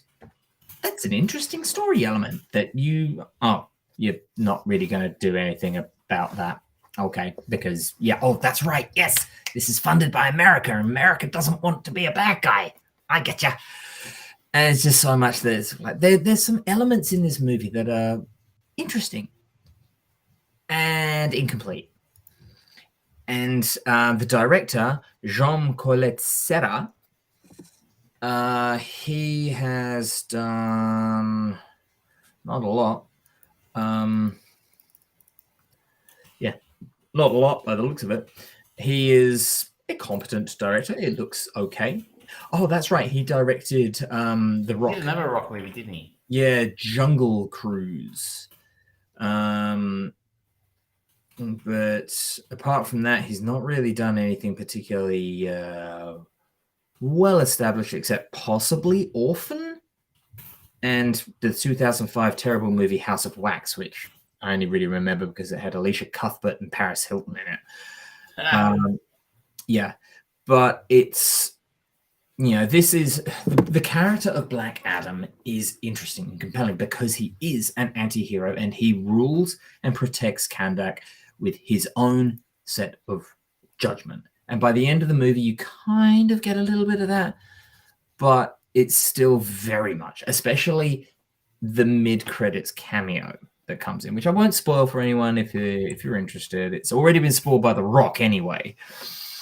It's very much, okay, you can do what you like in Kandak, but America is going to police you from afar, which is sort of like, that's a bit of a hot topic. And there was, there was a movie that made a joke about that. Marionette puppets. What was it called? Team America. Yeah. So it doesn't quite sit as well as it should. It feels somewhat dated, but even then, it's still fine. It's fine. It's got the same Metascore as Mallrats of 41, but the audience rating for this is like sitting at 90 or something. But I think that's more people loving The Rock rather than genuinely assessing a movie. This is a 70. Not bad. It's fine. It does what it's trying to do, and hopefully they'll get a better director and a better writer for whatever they do next. But the mid-credit tease is probably, wait. We're going to be doing Black Adam versus, aren't we? Well, we all know he wants Black Adam to go against Superman. That's what The Rock's been talking about. So I haven't seen it, but I mean, I don't think it's going to be a shock to anybody who's been reading any of the press. Yeah. About this. The question on that one is, who's going to be Superman? It's revealed everything as to what happens in Black Adam 2 or going forwards. Like the next DC movie I think we've got coming out is Shazam 2, Fury of the Gods. Hell, apparently hasn't been testing well with test audiences. I'm shocked. I'm not shocked. But I would be surprised if, considering the fact that Black Adam's magic word to turn him into Black Adam is Shazam, he's probably going to make a cameo in Shazam 2. So, this is fine. It's not really worth a movie ticket, but go on Tight Ass Tuesday, save yourself $12 on the ticket, and then it's worth it. This is fine. That's it. That is my review of Black Adam. So it sounds like it's a maybe. It's, Marvel has done much better movies overall. This is probably uncomfortably on the slightly better side of the scale for DC movies. It's not great, but it's kind of in the same way that Wonder Woman sort of goes, all right, we know what Gal Gadot can do as an actress, and we are going to hang the film around that. With this, they went, okay, we know what The Rock looks like. Let's hang it around that. So they've done that. Well, he's the biggest movie star in the world, depending who you listen to. At the moment, yeah. So, I mean, if he wants to be in one of your movies, you say yes. Mm-hmm. Let's move on to something a little bit more nuanced, something very, very, very different from Black Adam. Yeah, go for it. That is the Netflix movie. At least it's on Netflix in Australia. I can't speak for overseas. I suspect in select cinemas, I think. This played this Stranger, starring Joel Edgerton. This was playing at MIF, the Melbourne International Film Festival here in Australia. I was planning to see it, but I didn't get around to it, unfortunately, at the festival. So I'm very happy it's turned up now on Netflix. Two men who meet on a plane and strike up a conversation that turns into friendship. It's only more of a bus than a plane, frankly. But anyway, for Henry Teague, worn down by a lifetime of physical labor and crime, this is a dream come true. Mm-hmm. The slightly more detailed synopsis here. A friendship formed between two strangers. For Henry Teague, worn down by a lifetime of physical labor, it's a dream come true. His new friend Mark becomes his savior and ally. However, neither is who they appear to be. Each carry secrets that threaten to ruin them. And in the background, one of the nation's largest police operations is closing in. So as I said, it stars Joel Edgerton. It is written and directed by Thomas Wright, who has done some stuff you might have heard of. He was an actor mainly, including in stuff like Top of a Lake and Everest, which I think you and I went and saw that at the movies. Yeah. In terms of a director, he hasn't done a lot, or as a writer or director just yet. His only ever credit is something called Acute Misfortune, which I've never heard of. We probably should all be familiar with Joel Edgerton now, right? He's a bit of a star. He's a bit of a name. Yeah, He plays Mark Frame, and Henry Teague is played by Sean Harris, who didn't look familiar to me. But when you look up his resume, he's done a lot of stuff. He was in a couple of Mission Impossible movies. Yep. He was in The Green Knight. Yep. He's done Macbeth, the Borgias TV show. He's been around. Yeah. He is far and away the highlight of this film. Mhm. He's incredible. His performance is amazing.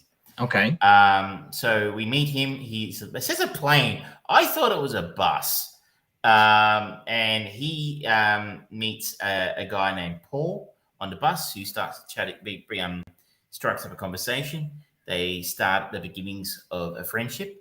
Mhm. They are on a bus from Queensland to Perth. I have instant distrust of them. Well, if you're in Queensland, you would distrust them. I just recently took a train from Sydney to Perth, and it's a fucking long way. So on a bus, it wouldn't be much fun. It says it's a plane. I'm sure it's a bus. And shortly after arriving, Paul introduces Henry to Mark as someone who can help him out with some work. Henry says he can't work. He's good with his hands, but he won't be able to do that anymore because of some injuries and stuff he sustained. His body's not up to what it was in the past. So the opportunity to do some work with Mark really sort of saves his bacon. He's got no other way to earn an income. And it's indicated that, what he's going to be doing with Mark is slightly shady. We should probably put the spoiler warning up. I will keep the spoilers to a minimum. Spoilers, ladies and gentlemen. If you want to know nothing, that's the first 5 minutes, I think. But I'll give away a couple of plot points in here for those who are keen to stay on board. We quickly find out that Mark, Joel Edgerton, is an undercover cop. And that Henry Teague is the focus of his efforts. And what he's involved in is running what's called a Mr. Big sting. If you're a true crime nerd like me, you might have come across it before. I know that big in Canada, and I know they do them in Australia as well now, where they insinuate that the suspect, in this case, Henry Teague, that they are now part of a gang. A big, deep criminal gang who can relocate people and erase, problems and clear up problems with the police. You know what I mean? And the idea is you get them to tell you what they've done so that the Mr. Big can clear it up and make sure it goes away. So this is a police tactic used in a number of places. Are you a cop? You got to tell me if you're a cop. What is that from again? What's that from? Oh, doesn't matter.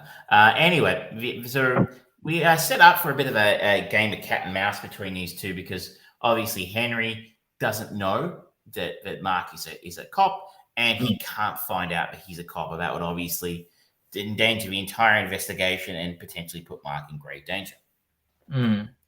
What's fascinating is the evolution of Henry's character as someone at the start of a film who is shifty, untrustworthy, but he sort of feels kind of harmless. You know what I mean? He doesn't feel like a physical threat to anybody else in the story. But as the film goes on and we learn more and more about who he is and what he's done and how he's got to this point in time in his life, that evolves into you start to feel he becomes a genuine menace. His character becomes genuinely menacing to the characters around him. And even though Mark's a cop and you would think he could handle himself, you're worried about what he could do to Mark if he finds out he's a cop. And always is this air of what's coldness in Henry's glare. And despite the fact that, like you said, you don't really feel it at the start, you wouldn't put anything past him as a character. You would not put past him being a very dangerous man. So this air of danger around him. And that, I think, comes down to Sean Harris's incredible performance. The plot of what the story is based on a real story. used the word story too many times. Sorry. If you're an Australian or just a true crime nerd, you might have heard the story of Daniel Morecambe, who was a small boy who disappeared in Queensland about, I want to say, 20 years ago. And this is based on that story and the hunt to try and find the killer. So, I mean, I might be giving away too much there because you can just look up a story and it'll basically tell you the plot of a film. But I guess the thing is for me that, like, I figured that out after about, half an hour or so because, like, it's a very, very well-known story in Australia. I don't know if you've ever heard of it, but it was really big news, really huge news, and it regularly would come up over the past 20 years as a story of note. And I remember the story that they got the guy eventually, and I vaguely remember reading about how they did it. So once I figured out, this is the Daniel Morecambe story, you're like, okay, well, they've got to dispatch us with any real mystery here. So that was kind of similar to your superpower there in the sense that once I knew, then you knew. Okay, it's like, well, I don't need to guess how the plot ends. I know how it ends unless they've made a significant alteration to what happened in reality. So if you're perhaps not Australian and you don't know the story, you might have more enjoyment in this, in the sense that you maybe don't know how the story works out, but you could probably put it all together. This is the production value of this is fantastic. A lot of it is shot on location out in the middle of nowhere, and if you want to tell a menacing story, the outback of Australia is a fantastic place to set it. Yeah, because just the emptiness is somewhat menacing, especially when you've got two people who are hiding something from each other. Yeah. And as I said, Sean Harris is amazing. Joel Edgerton's great as well, and they have great chemistry together on screen.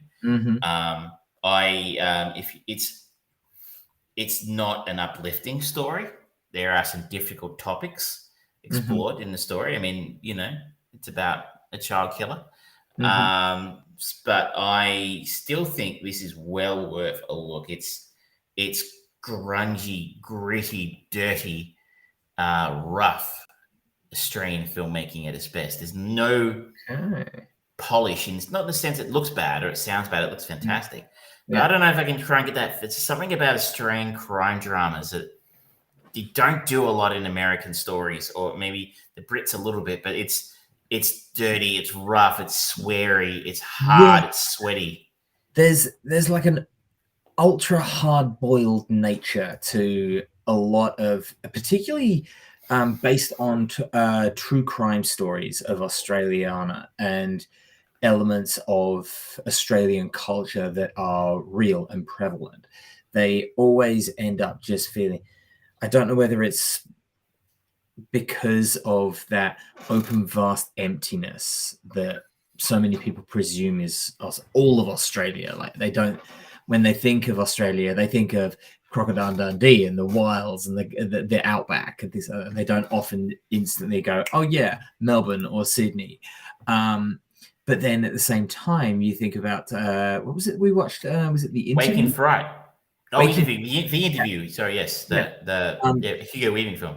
Yeah, and it was just that closeness and the grittiness, as you said, and then Waking Fright as well is another one where a lot of that film is either open expanse of nothingness and void, or extreme close-ups of getting into this person's fucking pain as much as they possibly can. And that seems to be kind of like a trope of Australian cinema in many ways.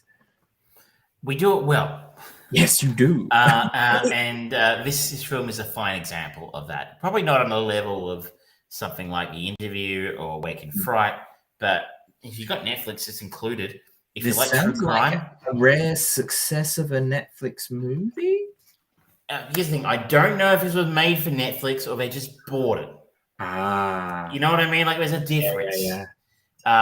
So I'm going to give this one a dot for Hatton. This is a good Netflix film, and if I did fund this, then this is one of the few good things that can come of streaming films, because like you need more Australian cinema like this. It's what we do well, and you see the talent on display here.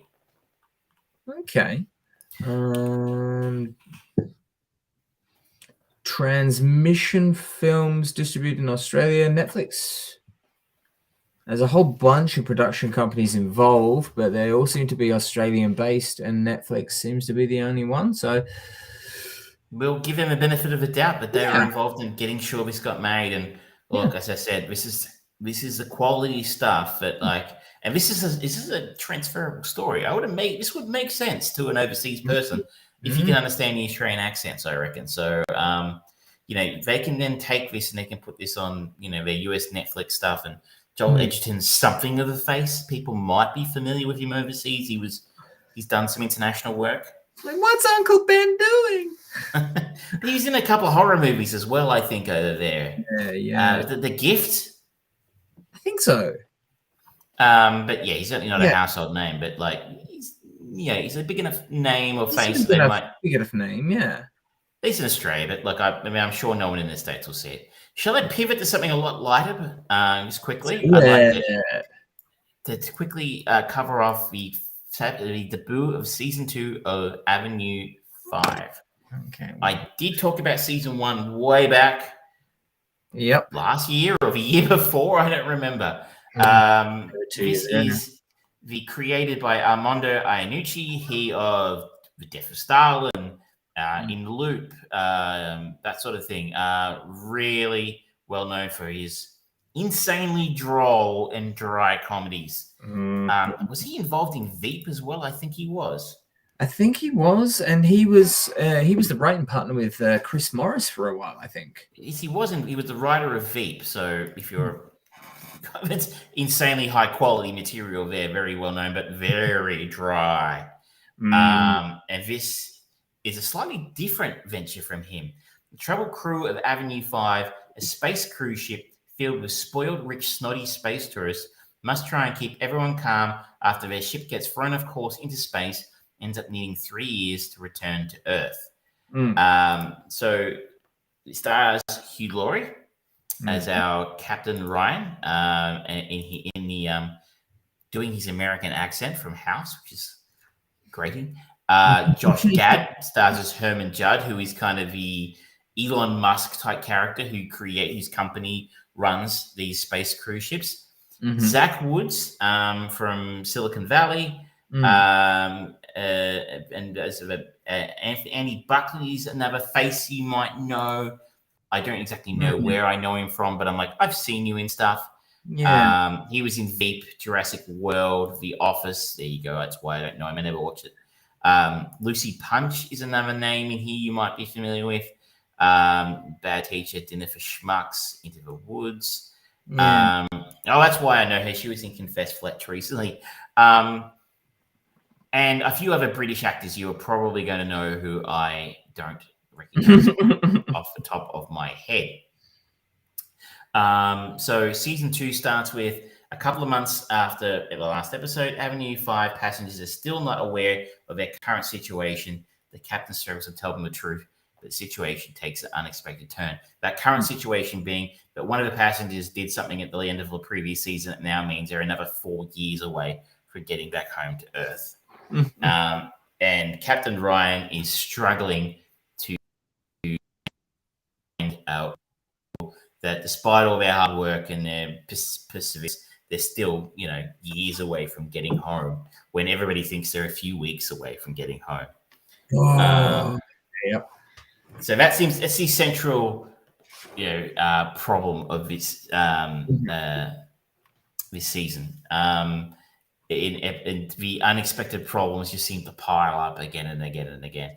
One of the interesting new plot points this season is what's going on in the real ship is juxtaposed against a soap opera being broadcast on Earth called Avenue 5, based on what's really happening on the ship. Okay. So in episode 3, I think, some kids get their hands on the controls and fuck with the course of a ship and steer it towards the sun. And so that week's episode of Avenue 5 on Earth involves the ship steering towards the sun. This is truly god-awful dialogue Can something that provides so much light be so dark? Oh no. So it's really fucking good this season, actually. Yeah, that's my reaction to it. But it was supposed to give you that reaction. Yeah. It was supposed to be cheesy. It's a lot of fun this season. I found the first season a bit hit and miss in terms of whether jokes landed or not. And it wasn't quite as dry as one would normally associate with Iannucci. I'm going to print it. If I'm getting his name wrong, I'm sorry. This one's maybe still not quite as dry as one might expect, but I kind of feel like the cast and the writers have hit their stride. And despite the fact it's probably been a year and a half since I watched it, it's quickly back in the groove and enjoying what's going on. And the highlight of the season so far for me has been Zach Woods. Zach Woods, I think, might be one of the most underrated comedy talents in the world today, at least on film. I'm not talking about stand-ups and stuff. I remember when you and I went and saw Ghostbusters in 2016, we laughed once in the entire film. Right at the beginning.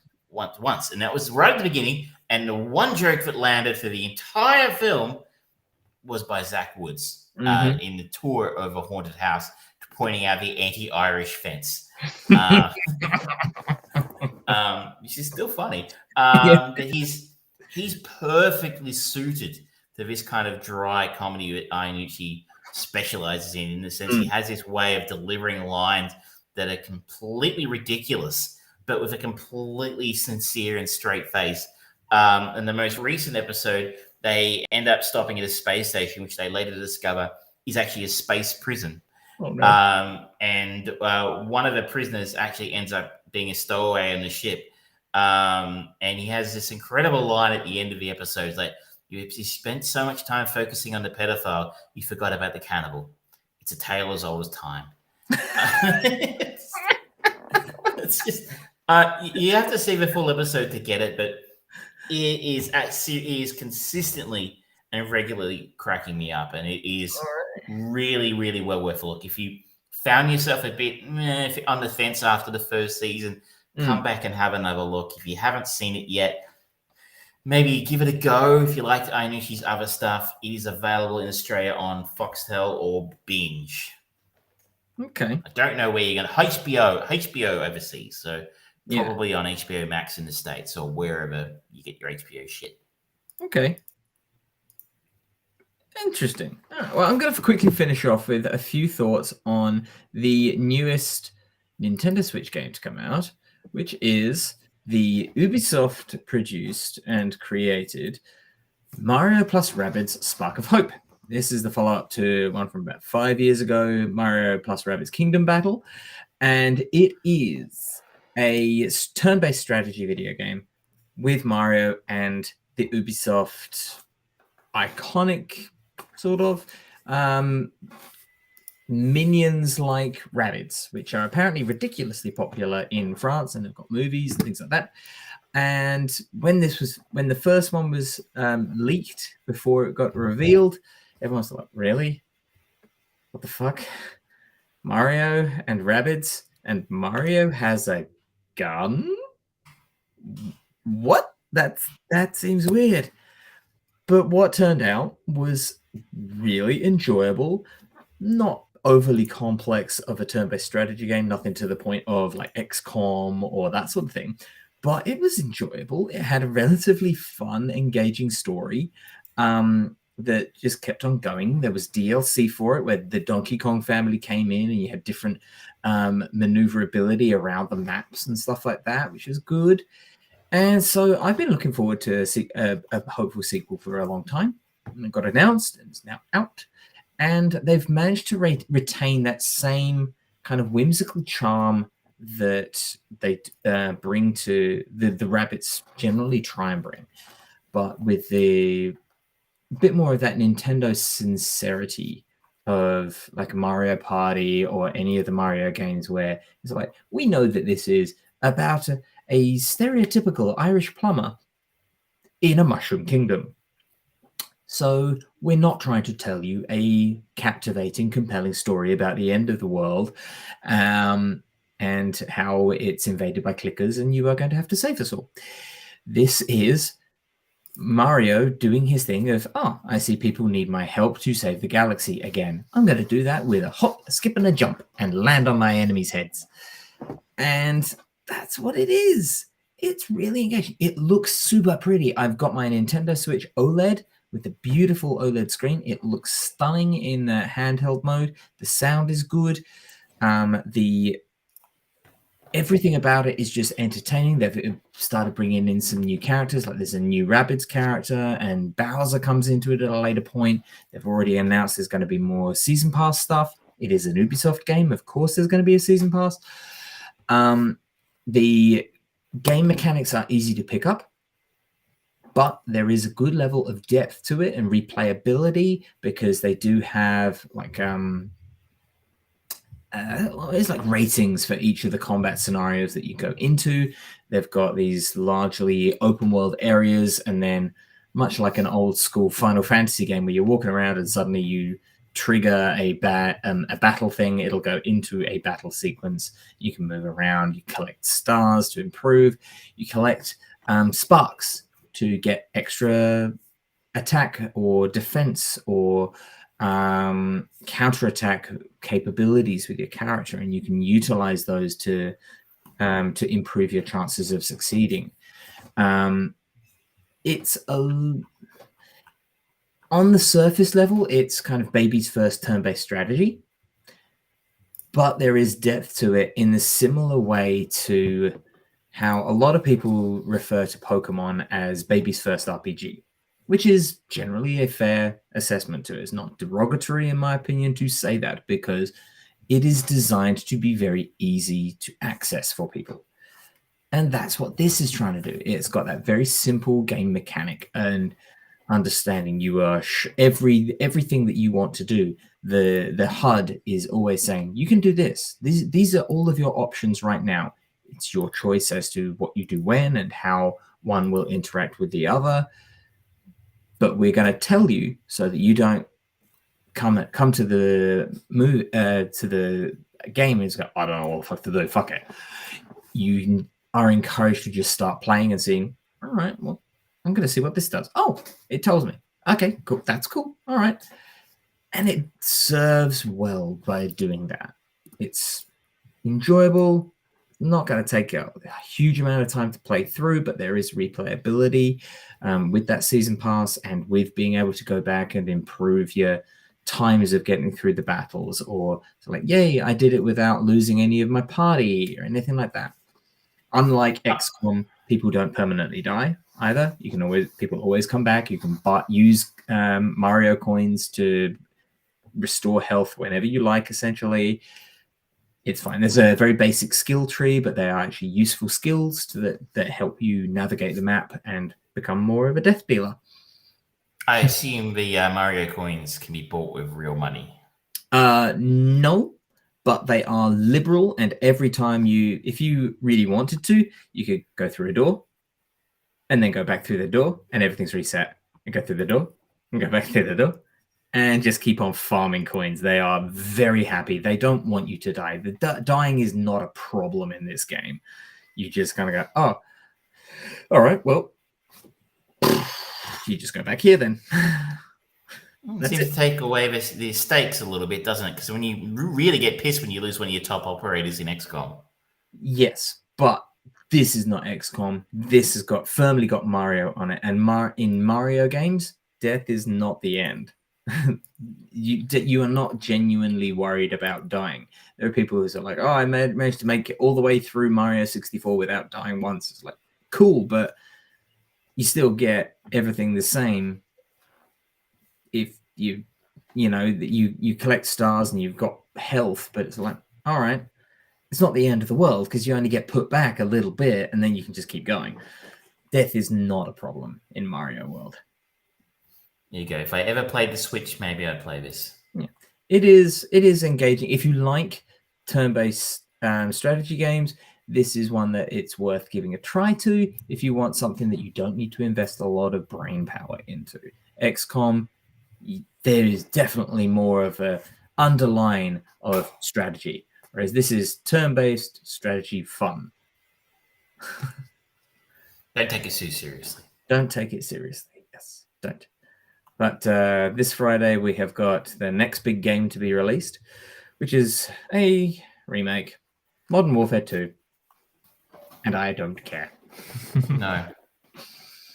God of War's out soon, though, right? Yes? Huh? New God of War out soon? Yeah, that comes out on 9th of November. I never played the first one. I've never played them because there's so many games and yeah. Yeah, I mean, I've got a PlayStation and I've pre-ordered God of War Ragnarok, but at the same time, it's like, I don't know. Apparently, I was reading a thing about it. The young boy who plays Atreus from the first game into the second game, they spent so long in motion capture and voice recording that the boy's voice dropped and they had to go in and just edit all of his audio so it sounded the same. That sounds like it was in there for a long time, then. But they've had a lot of additional production companies helping out on this one. They have either had difficulty maintaining the quality or they really wanted to make it big and impressive. I'm hearing good things about it. I'm sure it's great. If you only make big games now, so this is another blockbuster. It's going to be huge. It's going to be huge. If you like that kind of thing, you got a PlayStation. Let's play PS5. Then you can probably PS4 as well. 4 as well, but yeah. I don't have time for games anyway, but yeah. If I did, well, I haven't actually unpacked my PS4, so I guess I won't be playing it. Not anytime soon, at least. No. But it's another PlayStation game. You probably know what's going to happen just because it's PlayStation. So like, dramatic ending with another one coming soon. Yeah, keep them wanting. The story's never over. But on that note, I think that brings us to the end of the show, ladies and gentlemen. End of the show. Yes, indeed. Now, just a recap on the show. We talked about our chain movie of the week, which was Mallrats by Kevin Smith. I have picked Dreamcatcher as our next movie, using Jason Lee as our connective tissue there. We talked about The Peripheral, Black Adam, Stranger, Avenue 5, and Mario plus Rabbids Spark of Hope on Nintendo Switch. Don't forget, ladies and gentlemen, you can always join in with the conversation. Just come into Facebook, come to Twitter, Twitch, and YouTube. Leave your comments. If you've got recommendations for movies that we could watch, do so.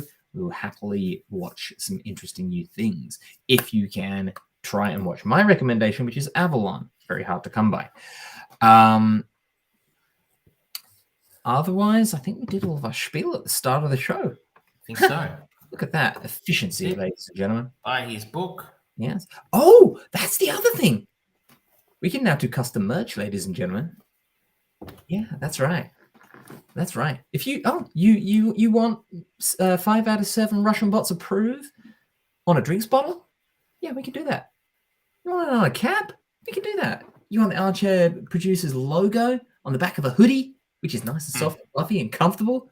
We've got you. So hit us up with your suggestions, and we'll see if we can make it for you. I'm sure anything's possible. Everything is possible within reason. But now, ladies and gentlemen, thank you so much for joining us. We will be here same time next week.